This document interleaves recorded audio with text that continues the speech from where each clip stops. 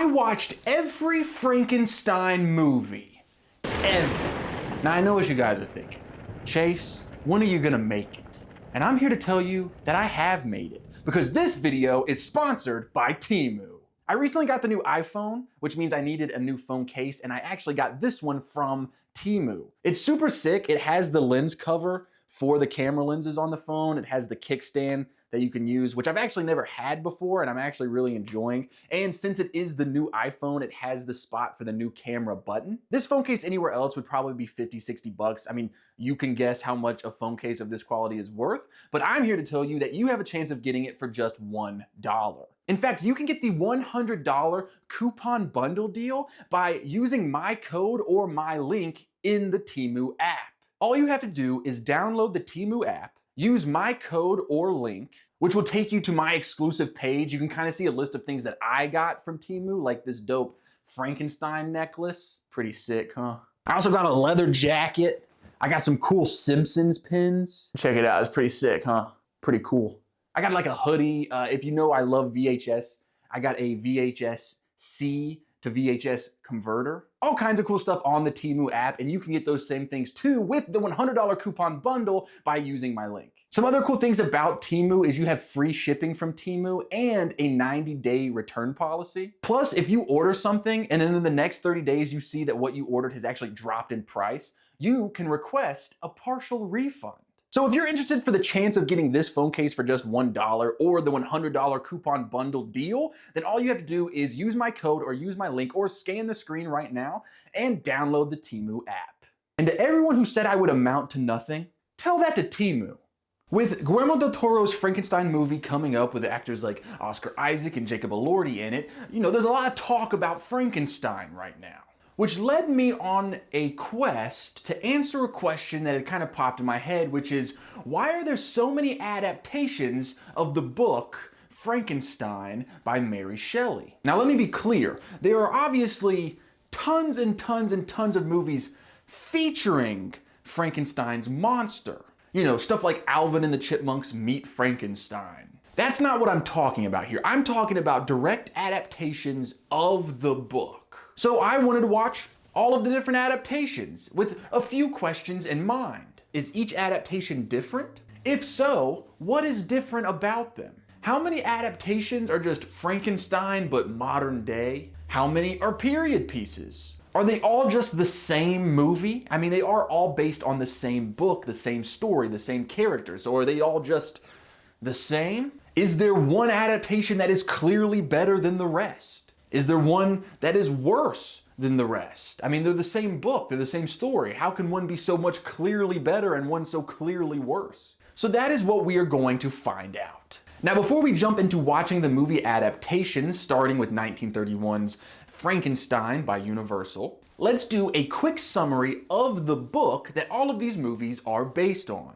The book is structured as a series of letters written by a sea captain named Robert Walton, who was on this journey headed to the North Pole. But during his journey, he gets trapped in some ice and he actually meets Victor Frankenstein. He brings Victor aboard his ship and Victor starts to tell him the story of his life. Victor begins his story talking about his childhood, growing up with his cousin Elizabeth and his best friend Henry. After his charming childhood, he leaves to go to college. While at college, where he is pursuing a career as a doctor, he becomes obsessed with trying to discover the secret of life. And after several years, he finally figures it out. He spends months assembling a body with different body parts that he's found at graveyards and stuff. And one night, he brings his creation to life. But the second that he sees what he has created, he is filled with disgust. He flees, he goes back home to try and avoid the creature that he had brought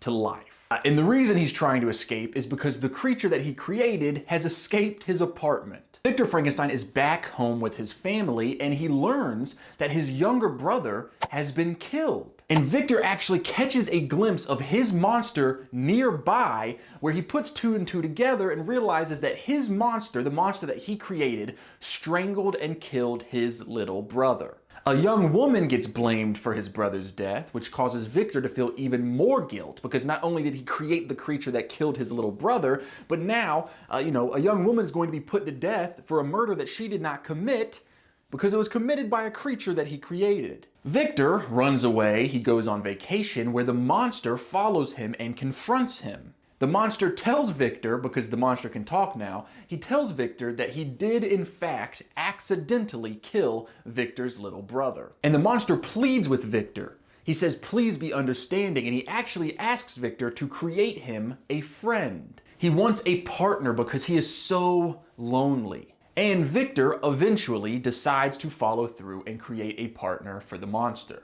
Victor starts the creation of the new monster, then realizes what he's doing is evil and despicable and he shouldn't have done it the first time, let alone do it again, and so he decides to destroy it. Now this causes his original monster to absolutely lose it, and the monster vows revenge on Victor. The monster, to get his revenge, kills Victor's best friend, who is named Henry, which causes Victor to get blamed for the murder of his best friend. Victor gets acquitted of the crime and he goes back home where he plans to marry Elizabeth. Yes, Elizabeth is his cousin. This is back in the day. Victor and Elizabeth get married, and on their wedding night, the monster kills Elizabeth, which causes Victor to then vow revenge on the monster.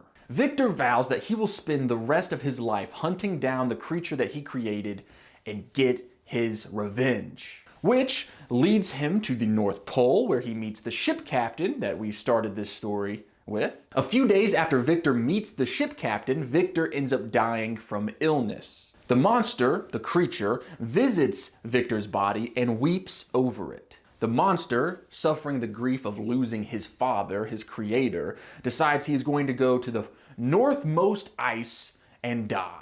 So there you go. That is a very quick summary of the book that all of these movies are based on. So now that we have got the story refreshed in our minds, we can begin watching the first movie. Frankenstein 1931 is the first major adaptation of Frankenstein. I say first major adaptation because there were some silent film versions previous. Immediately, the difference between this film adaptation and the original book is that the movie is only 1 hour long.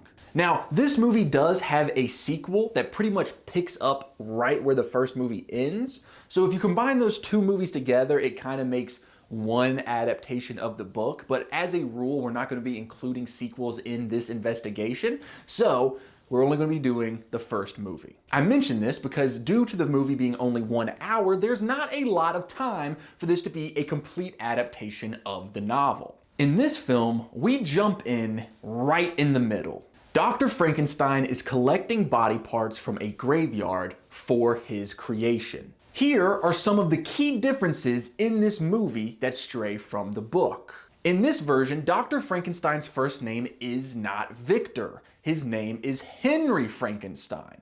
Now I know what you're saying. Chase, I thought there was already a Henry in the original book. It's Victor's best friend. You're right. And there is still that best friend character in this movie. Can you take two guesses to what that best friend's name is? That's right, the best friend's name is Victor.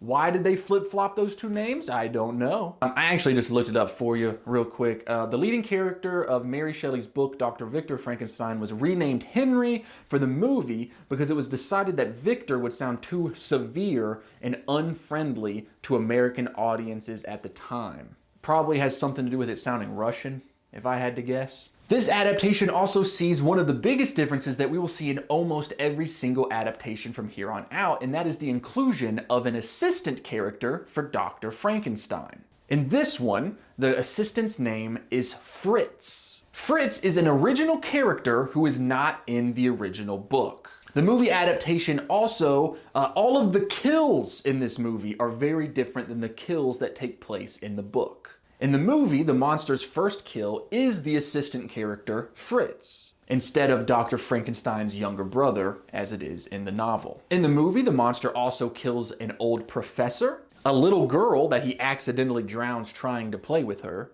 and then I think he kills like a townsperson or two. And that's pretty much it for the kills that take place in the movie. Which brings me to the biggest difference between the book and the movie, which is the ending. In the book, the monster kills Elizabeth on the wedding night, but in the movie, the monster does not kill Elizabeth. In fact, it doesn't really kill anybody at the end. All of the townspeople mob together with their torches and pitchforks, and they hunt down the monster and kill him. The movie kind of ends with this one-on-one showdown between Frankenstein's monster and Dr. Frankenstein himself at the top of this windmill. Frankenstein throws Victor off the top of it. He survives, and the townspeople burn the whole mill down with Frankenstein inside. Then Frankenstein and Elizabeth live happily ever after. Now, I will say that the sequel of this movie does go deeper into a different part of the book. You know, it talks about the creation of the partner for the monster, which you get in the book, you know, but we're not gonna be really talking about that. I think that this is a really great Frankenstein movie, even though it strays from the original book. This movie is going to be kind of the goalpost for all of the adaptations from here on out, being like, hey, they took the story and they made a very entertaining movie based on it. It does not have to be a page-by-page direct adaptation in order for it to be good and entertaining. It just needs to be a good movie, you know? I'm very excited to jump into our next Frankenstein adaptation, which sees us jumping all the way from 1931 to 1957, with a movie called The Curse of Frankenstein. The Curse of Frankenstein is the exact reason that I even wanted to make this video. This is a movie that is based on the same exact book as the last movie that we just watched, 1931's Frankenstein, and yet I feel like I watched two extremely different films. For example, in this adaptation, Victor Frankenstein, he is not called Henry in this adaptation, we see Victor start off the movie in jail. And he is telling his story to a priest. Now, this is a lot like the book where Frankenstein is telling his life story to the sea ship captain, but in this version, it's a priest talking to him in prison. The movie takes us all the way back to Victor's childhood years, where when he is a teenager, he meets his cousin Elizabeth for the very first time. Then we see him get this new tutor. His name is Paul Crimp. Now, in this version of the story, there is no best friend named Henry. This tutor slash mentor kind of takes the role of the best friend character. We see Victor and Paul learning and experimenting and starting to slowly discover their own fascination for the secret of life, which leads to them resurrecting a dead dog. The success of resurrecting the dog leads them to go and start gathering body parts for a human version, but Paul decides that this is too much and quits. And he pleads with Victor that Victor should also quit. But Victor refuses. Now, it's no secret that the whole point of the story of Frankenstein is that the monster is not the monster of the story at all. Humans are the monster in that story. In particular, Dr. Frankenstein is the monster in the story. This movie takes that idea and really runs with it. Although this is a horror film, it feels a lot more like a drama. And in this version, Dr. Frankenstein is the big scary monster, almost like a psychological thriller. In this movie adaptation, we only see the monster, the creature, kill one person, and it is only implied. But we see Victor Frankenstein murder someone with his bare hands, kills another person by trapping them in the room with the monster, and he shoots his wife. She doesn't die, but you know, still pretty crazy. He also does some other crazy stuff in this adaptation. He gets his maid pregnant while he's married to his wife. So, you know, it's very clear that he is a bad guy in this film. In the first film that we watched, we saw that Dr. Frankenstein's ambition led him to creating a monster. But in this version, his ambition causes him to become evil. He becomes a monster. So let's break down some of the bigger changes that this movie has from the book. We've already mentioned a few, like there's no Henry, Dr. Frankenstein kills a man. The man that Frankenstein kills, the doctor, it's a professor who has a genius brain, and so Dr. Frankenstein kills him to get his brain for his creature. And so he just like pushes him off the banister in his house. Another interesting change is that the monster actually gets brought back to life twice in this version. He, of course, gets brought back to life with the initial experiment, but then Paul shoots the monster in the face, killing it, and then Victor resurrects him once again. It's like a twice-baked potato, you know? They're like, we brought him back once, let's do it again. The ending of this movie is probably the biggest change from the book, which is something we've seen in both adaptations now. In this version, the monster is on the roof chasing down Elizabeth. The monster had broken out of his chains. So they're both on the roof, the monster grabs Elizabeth, but before the monster can even do anything, Dr. Frankenstein just starts popping off and just shooting at their general direction. Both of the bullets that Dr. Frankenstein shoots at their direction hits his wife. He doesn't even graze the monster. Then he throws an oil lamp at the monster, which causes the monster to be engulfed in flames. And then the monster, you know, dies. Dr. Frankenstein is then arrested for all of the murders that happen in this movie, which he tries to explain wasn't him, it was the monster, which isn't true. But there's no trace of the monster, and his friend Paul denies any knowledge of the incident. In fact, Paul and his wife Elizabeth, who survived, you know, getting shot, they both say they don't know anything about the monster. So Dr. Frankenstein is found guilty and his head's chopped off by a guillotine. And then Paul and Elizabeth live happily ever after. So that's cool. In this version, not only does Elizabeth survive, but she ends up happily ever after with, you know, the best friend. Very different movie, still very good movie. I think I did enjoy 1931's adaptation better, but that doesn't mean that I did not like this one. In fact, I really liked some of the changes that this one made from the original story. I liked watching Dr. Frankenstein become more and more evil due to his ambition. The monster had a really fun design, and the monster was played by Christopher Lee. So, you know, that was dope. I'm not really like ranking or rating these different adaptations. It's just kind of a, you know, hey, this was a good adaptation of the story, you know? So far we're 2 for 2 for just good adaptations.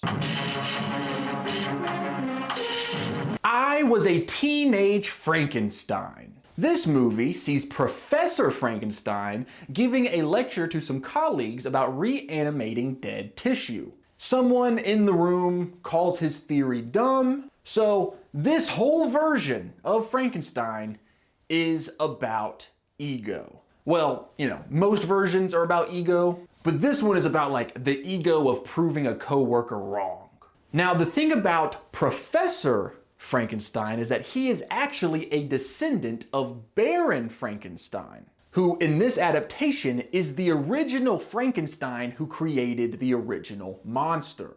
But Professor Frankenstein is going to do what Dr. Frankenstein couldn't do, which is create a monster for good. You know, he's still going to bring someone back from the dead, but he plans to do it for like the good of humanity, you know? Side note, I do really love how a lot of Frankenstein movies use that kind of plot device. Like, oh, this movie is about Dr. Frankenstein's great-great-great-great-grandson, who's also named Dr. Frankenstein. It feels like a fun way of capitalizing on the story that everyone already knows. It's like, hey, you remember that story of Frankenstein and his monster? Yeah. Well, that all happened, but this is like 300 years later. You know, that was the old Frankenstein. We've got a new Frankenstein, and he's got some new ideas. And you know, they end up doing the same thing, but this is different. Anyway, conveniently, some teenagers die in a car accident at the exact moment that Professor Frankenstein decides that he needs to start gathering body parts. So Professor Frankenstein takes one of the teenage bodies from out there on the street and carries them up to his office. You know, before the cops can show up to the scene and figure out that they got dead teenagers out here. In this version, the professor has a colleague who is reluctantly helping him with the experiment. So that is playing the role of the assistant character, and the best friend character, kind of. Another side note about this movie is that it came out the same exact year as the last Frankenstein adaptation that we just watched, Curse of Frankenstein. But you can tell that this one had a lot cheaper of a budget. And this movie was made in only 4 weeks, so, you know, you can really see the dip in quality. Oh, by the way, in this version, Professor Frankenstein is in America, but he comes from England. And that, like, is a major plot point in this story, is that the professor comes from England. The actor does not use an English accent, not even close to one, actually. Professor Frankenstein does have a love interest, however. Her name is not Elizabeth, her name is Margaret. And instead of getting all of the different body parts from graveyards and stuff, Professor Frankenstein just keeps finding dead teenagers. Thus, the name of the movie, I Was a Teenage Frankenstein, which I feel is a little misleading. Because Frankenstein is the doctor, or in this case, the professor. And the monster in this movie is the one who's actually a teenager. But based off the title, you would think that the doctor is a teenager, right? Am I crazy? Where this movie lacks in, you know, overall quality, it makes up for it with some pretty fun moments. Like, Professor Frankenstein has a chute in his office that he can throw body parts into, and he's got a little alligator down there that chomps it all up. You know how I said that he keeps conveniently finding teenage dead bodies laying around?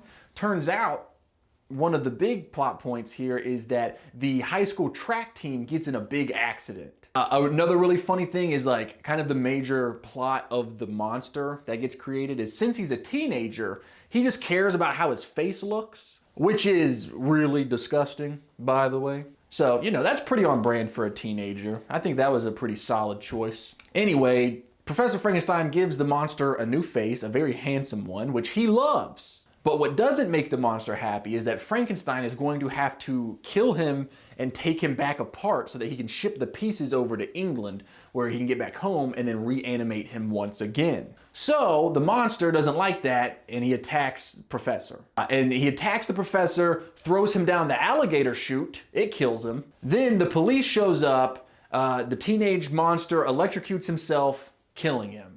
And this is the end of the movie, but it is super cool. It's like a really cool moment because this is the only scene in the entire movie that was shot in color. The whole movie's in black and white, and then as the monster is electrocuted, it turns to color.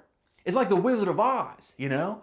You leave in Kansas, you get electrocuted. And I really love the irony that in the original story and most of the adaptations, electricity is what brings the monster to life. But in this version, electricity is what kills the monster. So, yeah, that's really all I've got to say about that one. Frankenstein, 1970.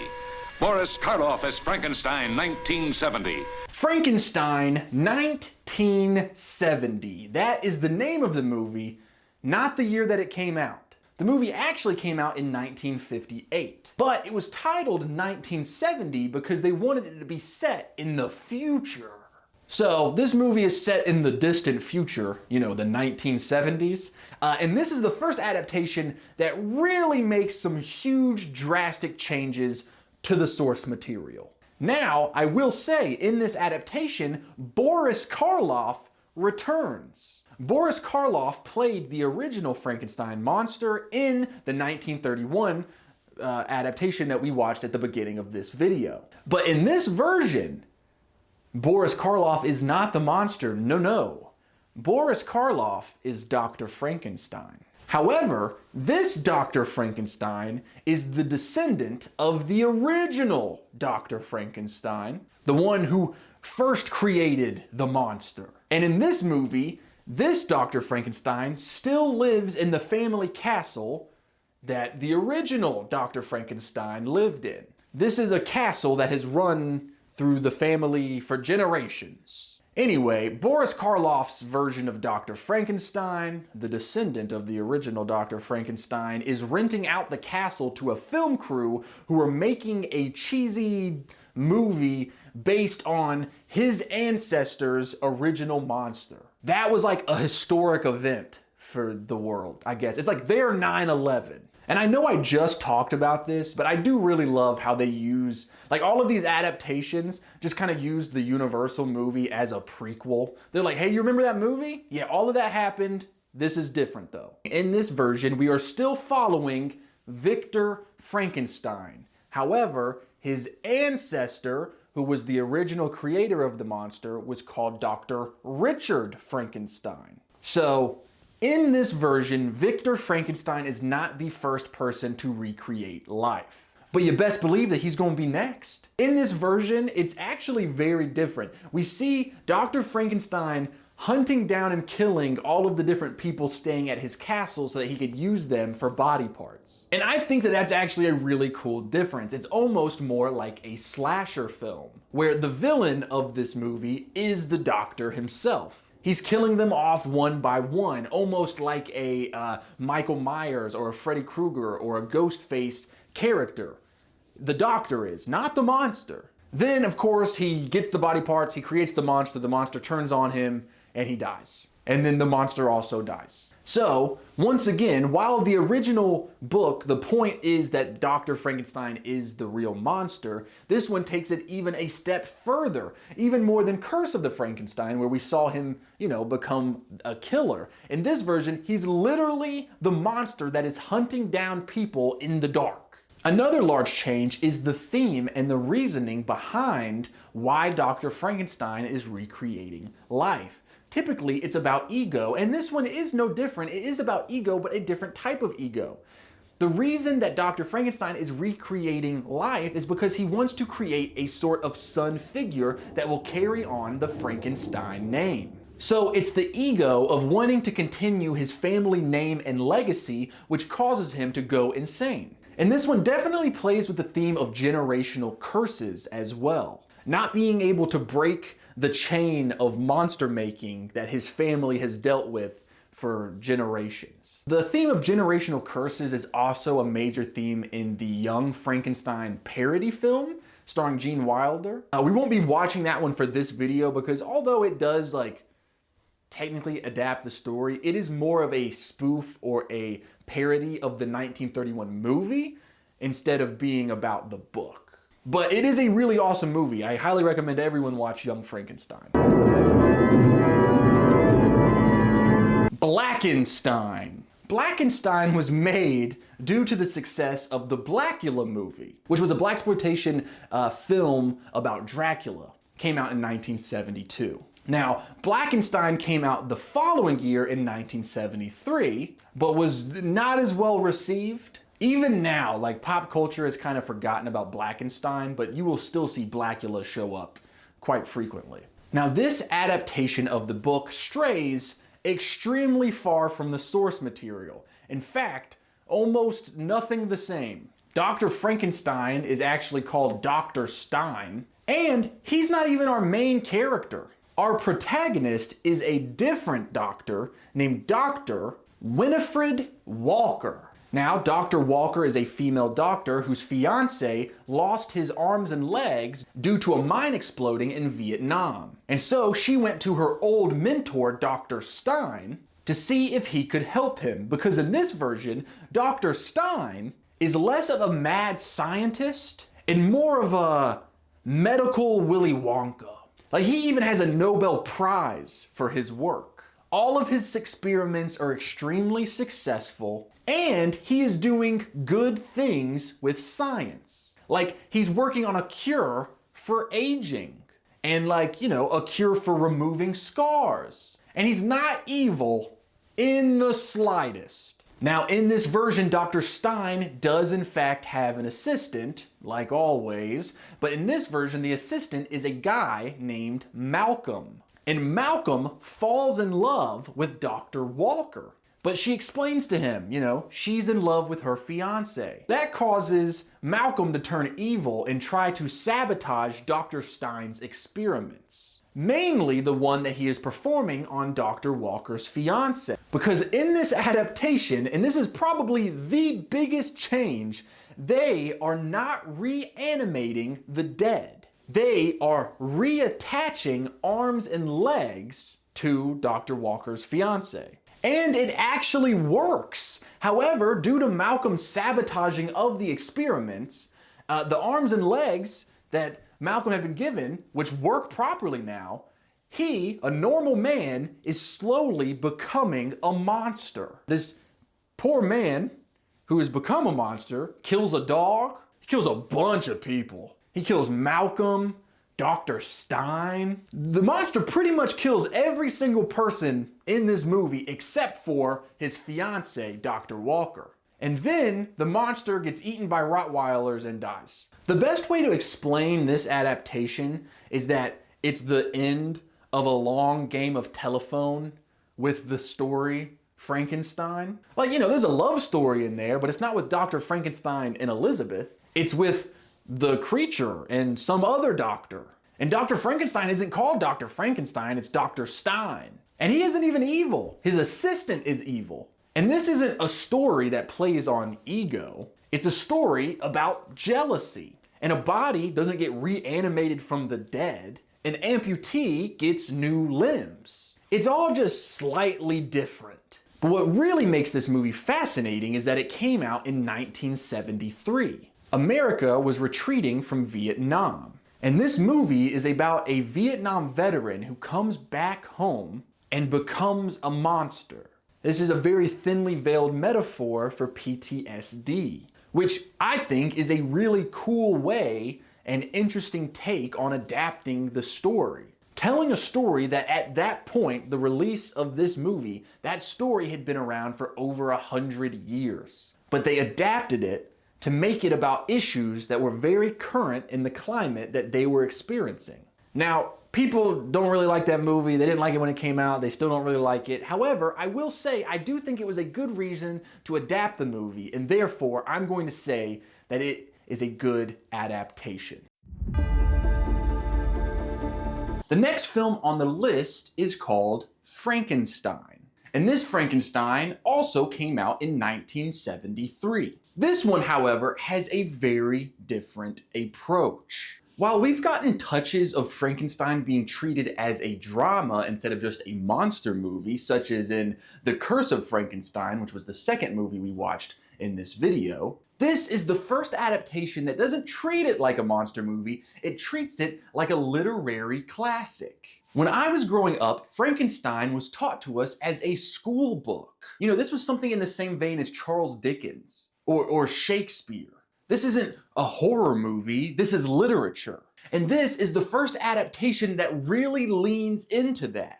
This movie is extremely grounded. The monster even looks way more human and realistic than any of the previous. And before we start breaking down the differences in this adaptation from the book, it's important to point out that this is by far the most faithful adaptation to the book that we have seen thus far. It's almost identical to the original story with only a few key details changed here or there, probably due to production or budget reasons. This film starts with Dr. Victor Frankenstein reading his report to a classroom full of his peers. They start rioting over this paper, calling him a heretic and that it's morally wrong. We then follow Victor Frankenstein to his study where his two assistants are already waiting for him. His assistants are named Otto and Hugo. And they're pretty much already done with their experiment. They're only in need of two things: a heart and a storm. Which, that brings us to one of the biggest differences in this adaptation, and that is the fact that Frankenstein has two assistants. Most movies only have one, and the book had zero. And in this version, while Frankenstein and his two assistants are in the graveyard looking for a heart, a security guy shoots one of the assistants. So this assistant has been shot, and they can't save him. So might as well use his heart for their monster that they've been building for the past several months. They do, conveniently, get a storm pretty soon after that, and we get the classic "it's alive" scene. Now, usually this is the part of the story where Dr. Frankenstein regrets creating the monster that he just made, but not in this one. He's not disgusted. He doesn't run away and flee. He's excited. And it isn't until the monster accidentally hugs his remaining living assistant to death that he thinks, okay, this might be a problem. He tries to shoot the monster in the head, but the monster is so childlike that he can't do it. Which brings us to another pretty big part of this adaptation. This is the first adaptation we've seen where it really builds a lot of sympathy for the monster. We do not hate this monster. We are not afraid of this monster. We feel bad for the monster, which, is the whole point of the story. And this adaptation lets us live with the monster for a really long time. We see the monster learn. We see the monster understand. There's this really beautiful scene where the monster accidentally kills a bird, the same way that he accidentally killed one of the assistants, Otto, by squeezing it too tight. And we get a moment where the monster understands death, and he has a realization that he has caused death. And then we also see him rip someone's arm off. So, give and take. We get the whole plot line from the book about the blind man, but in this version, it's a man who has a blind daughter. And the blind daughter has a brother who comes home, and the brother brings his wife with him. And the wife doesn't speak English. She comes from a Spanish-speaking country, so she's having to learn English. So the blind girl is teaching her brand new sister-in-law how to speak English.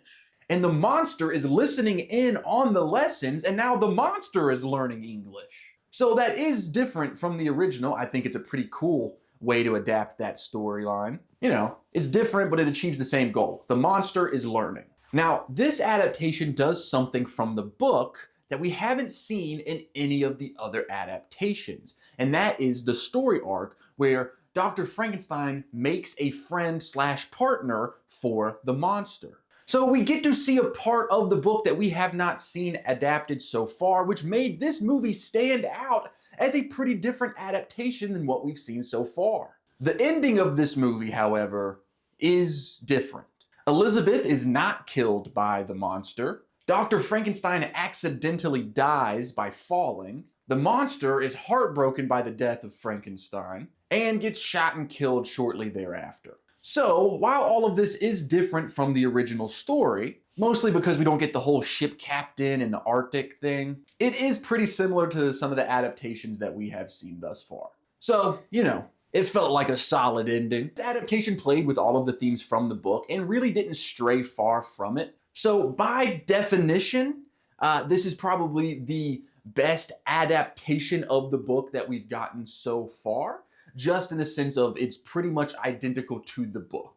I'm not gonna lie, it's not the most entertaining adaptation that we've seen on this list. I mean, who could forget Frankenstein? But it did feel like a breath of fresh air after watching the previous movies. This one did feel very different. Moving on. Frankenweenie. He must be a celebrity in the dog world.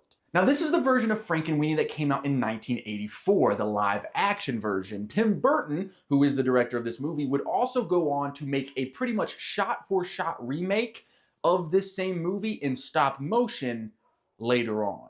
I wasn't even sure if I should include this movie in this video, mostly because Frankenweenie is more so based on the 1931 Universal Pictures Frankenstein movie than it is on the book. It's a lot like Young Frankenstein that we talked about earlier in the video, but I did want to at least mention it because this is a Frankenstein adaptation that takes a really unique and cool direction. It's about a teenage boy who brings his dog back to life, which makes the film less about ego and mad science, and it's more about love. Even in the ending of this film, when the townspeople accidentally kill the dog again, they realize that they were the ones that were wrong, and they help bring the dog back to life again. This movie is all about losing a loved one at a young age and understanding death, which I think is a great way and a great reason to adapt the story. So, I don't have a whole bunch to say about this one. I just wanted to bring it up. Sting. Jennifer Beals. The Bride. I have another quick mention for a movie from 1985 called The Bride. Once again, I wasn't sure if I should even include this movie because it's not based on the book. A majority of this movie is an imagining of what would happen if the book continued. Like if If the original book had just a little bit of a different ending that wasn't so definite and just kept going. In this adaptation, Dr. Frankenstein is making a bride for the monster. But then, instead of Frankenstein destroying the new creature because he knows it's wrong, he succeeds and actually makes her very beautiful and actually improves on the imperfections of the first creature, making almost an exact replica of a human being, and, just like every man, falls in love with her. And the whole movie is just about like the drama that surrounds Dr. Frankenstein being in love with her. You know, like she doesn't know what a cat is, and so he takes her to a fancy ball and there's a cat there and it freaks her out, and now he's embarrassed because she's acting like a child. The whole thing ends with the monster killing Frankenstein, and then the monster and the female monster run off together. Happily ever after. So again, not really an adaptation, it's more of like a continuation. So yeah, just another quick mention, moving on to our next adaptation. Frankenstein, 1992. Now this movie is named just Frankenstein, a lot like the others. This one just happened to come out in 1992. It's not like the whole Frankenstein 1970 thing where that's the title even though it came out 20 years before. And we are officially in the era of Frankenstein movies that treat it like a literary classic adaptation. You know, playing the monster in Frankenstein has become like playing Hamlet. It's a role worthy of showing off your ability, you know? It's like the Joker. Now this version actually takes a giant step away from every adaptation we have watched so far by actually starting off in the Arctic. A sea captain and his crew run into Dr. Frankenstein. A sea captain and his crew run into Dr. Frankenstein and the monster fighting to the death. They save Frankenstein and he tells them the story of how he created the monster. And now, they are all in grave danger. For the most part, it's a pretty identical adaptation, and not very different from the 1973 adaptation we just watched. One of the biggest differences, however, is that the monster is a somewhat clone of Dr. Frankenstein, and they have like a psychic connection with each other. So that is a cool difference that sets it apart just a little bit, but for the most part, there's not too much more to say. And the only thing that will really be setting them apart, since the plots are so similar, are, you know, performances. And when it comes to performances, this adaptation is nothing to write home about or to YouTube about. So when it comes to this adaptation, I would rather watch the 1973 version than this one. They're very similar, so if I was going to watch one, I would probably watch the 1973 one, which was very identical to this one. It's just that one was a little bit more entertaining for my taste. I have been talking a lot in this part of the video where Frankenstein makes a big switch from being a monster movie to a literary classic adaptation. And no movie proves this point more than the one that we're about to talk about, Mary Shelley's Frankenstein. Mary Shelley's Frankenstein was directed and starring Kenneth Branagh. Kenneth Branagh. Branagh. Mary Shelley's Frankenstein was directed and starring Kenneth Branagh. Now this is the same director and actor who adapted a lot of the Shakespeare plays. You know, he was Hamlet, and he was in Much Ado About Nothing, and he was in King Henry, and then like Othello. Yeah, Henry V and Othello. Now, a lot of people consider this adaptation to be the adaptation of the book, but it does have some key differences. And its star power and performances do set it apart. You have Robert De Niro in this movie as the monster. Elizabeth is played by Helena Bonham Carter. You know, this is the first time that we're seeing some really big stars in a Frankenstein movie. Now, when it comes to differences in the plot, however, there really aren't that many, but we'll break those down. It starts in the Arctic with the ship captain. Just like in the book, Victor Frankenstein does not have an assistant, just like in the book. We spend a lot of time in Victor's childhood, his school years. You know, it doesn't just start in the middle of the story where he is creating the monster. But some of the key differences is that he's not motivated by ego in this adaptation. He's not motivated by the desire to be a genius in this adaptation. He is motivated by the loss of his mother and a professor who mentored him. Death is too much for him to handle, and he works so hard to try and defeat death so that he never has to lose a loved one ever again. I mean, even the way that Kenneth Branagh plays Victor Frankenstein sets it apart so much from every adaptation we've seen. He plays him childlike and kind. He isn't a pretentious, cold asshole the entire time. We get to see a slow descent into madness caused by the grief of his loved ones. We see him justify grave robbing to himself. He's like, I'm just gathering raw materials. Another fun change is that the story takes place during the plague. You know, we see bodies just lying around on the side of the street. As Victor Frankenstein is chasing the cure to death, we get to see the monster kill a landlord.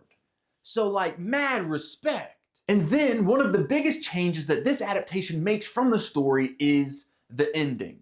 The monster does kill Elizabeth, like in the story. In this version though, he like rips her heart out. But Victor Frankenstein brings her back to life. The plotline in the book where Victor goes to create another creature for the monster as a partner, it gets replaced with him bringing his own wife back to life. But then she dies again, and then this ending is pretty faithful to the book. So it's like, you know, just a couple extra steps, but we got to the same place. And I really enjoyed this adaptation. This is the movie that I would put on if someone was like, hey, I've never read Frankenstein, I don't feel like reading.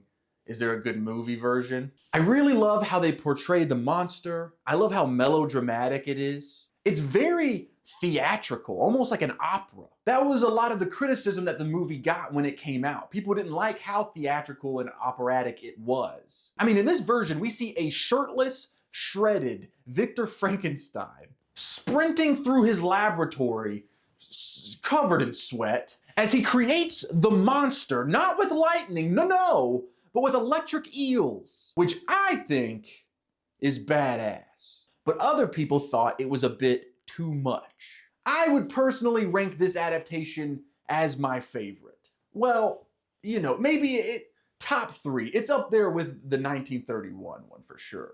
Anyway, I'm curious if any of the adaptations left on our list to watch will even come close to this one. Well, there's only one way to find out. Frankenstein, 2004. Now, technically, this version is a 3-hour-long miniseries, but it is by far the most faithful adaptation that you could possibly get. There are so little changes in this, you know, we're gonna call it a 3-hour-long movie, that there's not even really much to talk about. We've already, you know the story of Frankenstein. This is almost a line for line, bar for bar adaptation.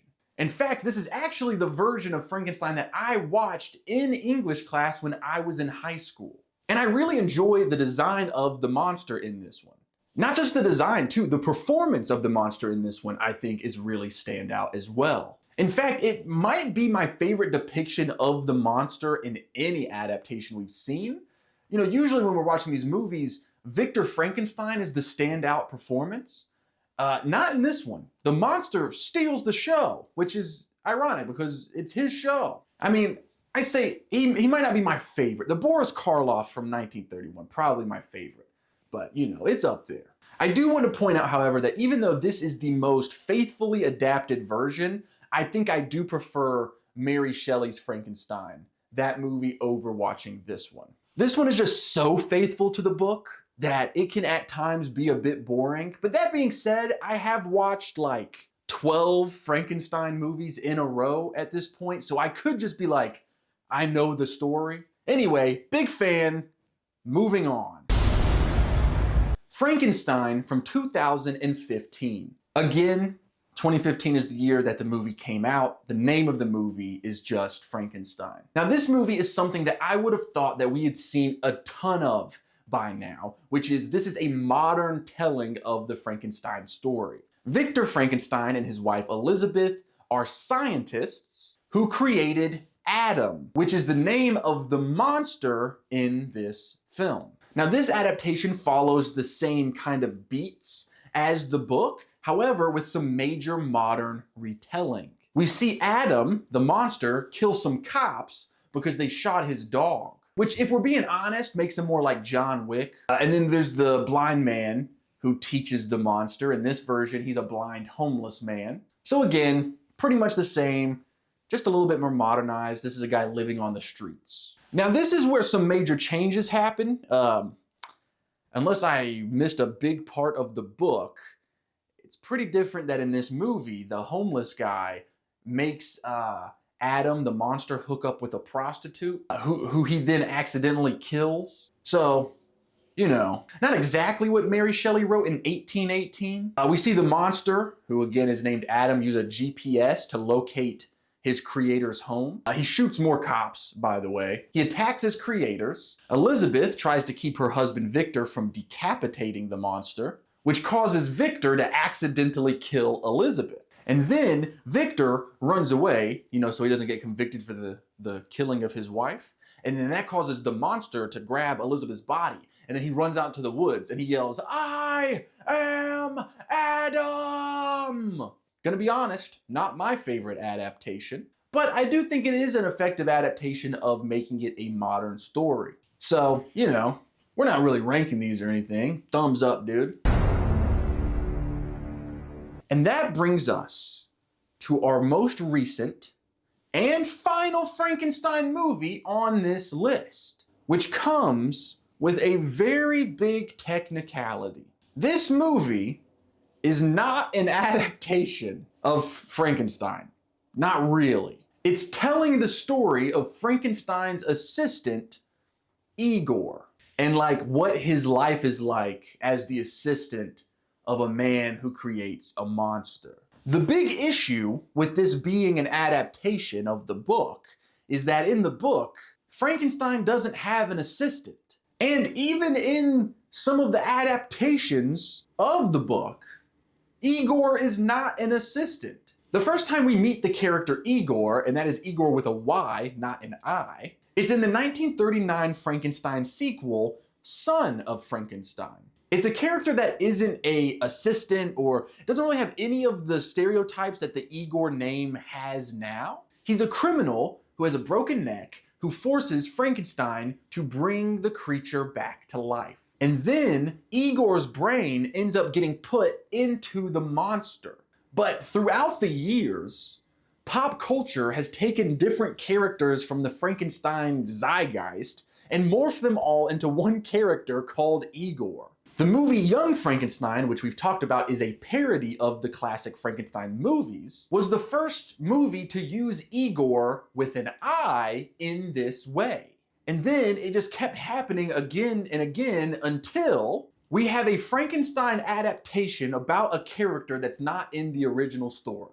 Now, the reason I'm even bringing this movie up is because it's starring Daniel Radcliffe and James McAvoy. And it's a pretty big studio film that came out in the last 10 years. And even if you didn't see this movie, when you were watching this video, if I didn't bring it up, you'd be like, what the fuck happened to the one with Daniel Radcliffe? Wasn't Harry Potter in a Frankenstein movie? So I thought it would be a shame if I didn't at least mention this movie in the list. We've included it on the list, but it really shouldn't be here.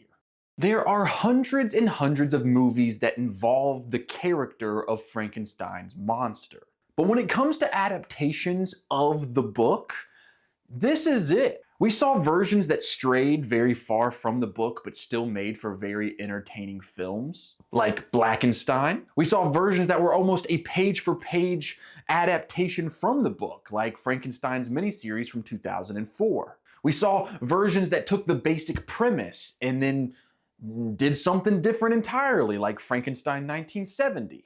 And we even saw a children's family movie version with Frankenweenie. So the question that we set out to answer in this video was, why do they make so many adaptations of Frankenstein?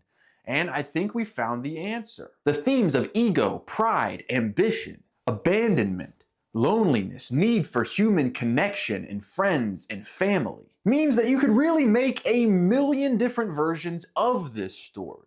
Like if you watched the 2023 movie Poor Things, that is a Frankenstein movie. It's not directly adapted from the book, but it is very obviously a Frankenstein story. This year, 2024, a movie called Lisa Frankenstein came out. It has Frankenstein in the name, and while it is not an adaptation of the book, it is a Frankenstein movie. And that's because this story has something for everyone to relate to. 100 different filmmakers can tell this story, and it would be different every single time. Because that's the thing, even in the adaptations we watched that were almost exactly identical to the book, they still played with different themes. Some of them focused on the warning of too much ambition. Some focused on the loss of a loved one and handling that grief. Some just focused on the cool visuals of bringing a monster to life. Some focused on the story between a creator and its creation. It's the same story, but it means something different to everyone that watches it or makes a YouTube video watching all of them. Sponsored by Temu. So, in all seriousness, this is very different from my Can I Solve videos, but it is the kind of stuff that I love to make. So I hope you guys watched this, and if you didn't, you know, f*** you. No, I'm just joking.